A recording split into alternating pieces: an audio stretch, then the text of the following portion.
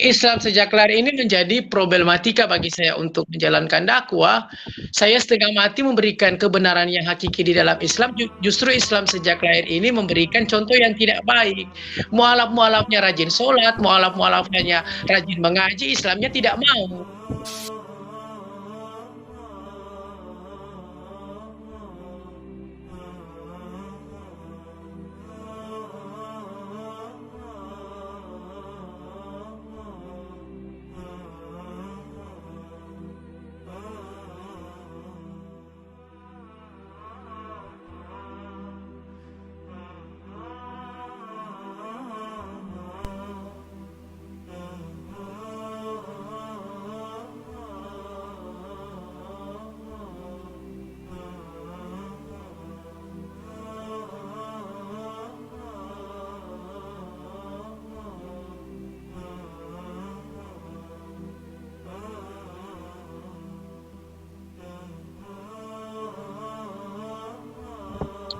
Nama sebelumnya Pendeta Nofriyanto Dolontelide, Sarjana Teologi, Magister of Science.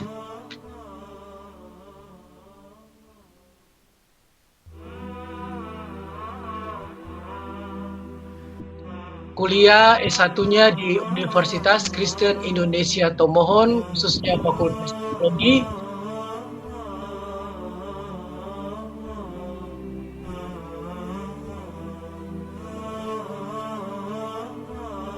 Kemudian saya menjabat ketika lulus dari Teologi UKIT, menjabat sebagai pendeta berada di Kepulauan Sangihe, Kota Tahuna, pendeta Gereja Masehi Injili Sangihe Laut.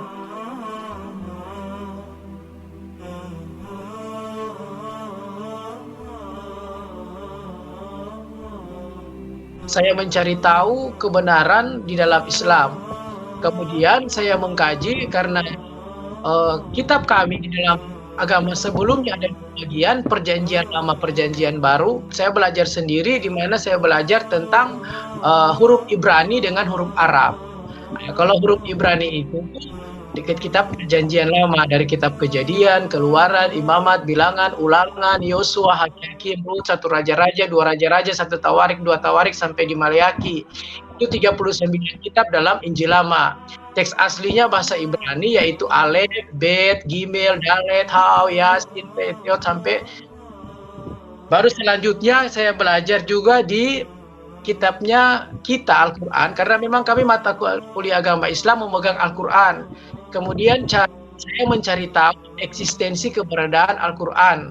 Pertama, Al-Quran itu terdiri dari 30 juz, 60 hizib, 114 surah, 6.666 ayat, 323.671 huruf, dan 150.681 titik.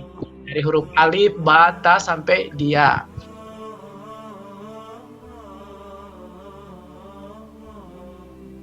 Kemudian ini hanya perbedaannya dari bahasa Ibrani dengan bahasa Arab, hanya bedanya dari bentuk tulisan. Bacaannya sama dari kanan ke kiri. Sehingga saya mencari tahu kebenaran yang hakiki di dalam Islam itu dalam kitab Keluaran pasal 20 dikatakan dalam tema judul ke-10 firman, jangan ada padamu Allah lain di hadapanku. Jangan membuat patung bagimu untuk disembah. Ketika saya sinkronkan dengan Al-Quran, maka di situ jelas dikatakan dalam surat Al-Ikhlas, Qul huwallahu ahad, Allahus samad, lam yalid wa lam yulad wa lam yakul lahu kufuwan ahad.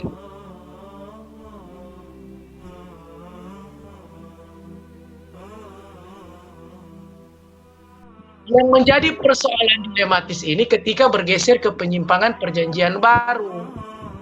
Jadi ketika saya belajar tentang kajian Injil terjemahan Yunani asli dan Yunani Inggris, ternyata pengajarannya itu sudah kontradiktif dengan ajaran dari perjanjian lama.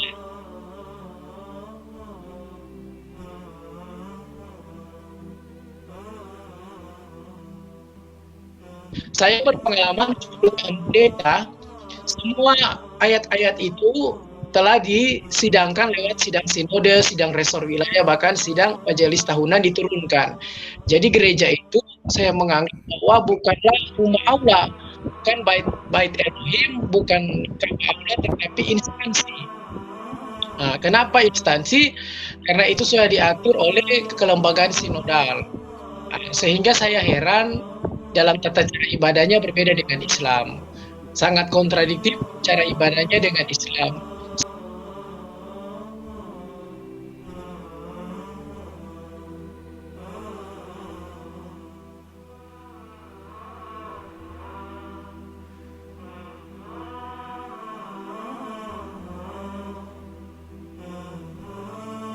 Tetapi kalau di agama saya sebelumnya, setiap individu berbeda doanya.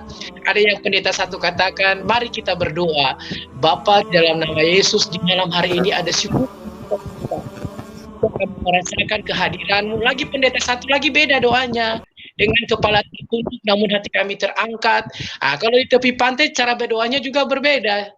Lihat situasi, mari kita berdoa. Ya Tuhan, ketika kami berada di tepi pantai, mendengarkan suara ombak menderu dengan kicauan burung, itu kan cerita, kayak narasi. Jadi saya katakan kepada mereka, sebenarnya itu semua instruksi dari leadernya, pemimpinnya. Karena memang waktu saya pendeta, saya punya bawahannya, yaitu majelis jemaat, penatua dengan diaken. Yang bikin khotbah renungan itu saya, bukan mereka minta doanya saya, semua saya. Jadi doa itu semua awalnya dari saya, jadi saya perintah saya, bukan datangnya dari mereka itu sendiri. Jadi pendeta itu waktu saya tugas, banyak majelis saya itu minta doa, minta khotbah renungan saya untuk ditulis, kemudian dibukukan jadi renungan, dan itu juga mereka buat dagang usaha untuk dijual sebagai salah satu terkait dengan tritugas gereja, yaitu koinonia, marturia, diakonia, bersaksi, bersekutu, dan melayani. Jadi dalam hal ini sebenarnya saya tidak mengatakan bahwa agama yang saya tinggalkan itu jelek. Semua agama itu mengajarkan sesuatu yang baik. Tetapi kenapa saya memilih Islam? Karena saya menemukan kebenaran yang hakiki di dalam kitab dan tauhidnya.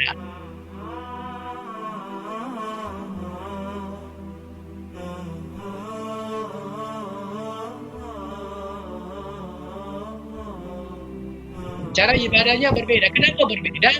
Kalau tuh orang masuk gereja di Sangir, masuk gereja itu biar mabuk bisa, biar kentut bisa, perempuan pakai satu tali cadeko bisa. Tetapi di dalam Islam itu berbeda. Di Islam itu berbeda. Saya dulu pakai jas, pakai dasi, pimpin ibadah dengan performance style yang luar biasa.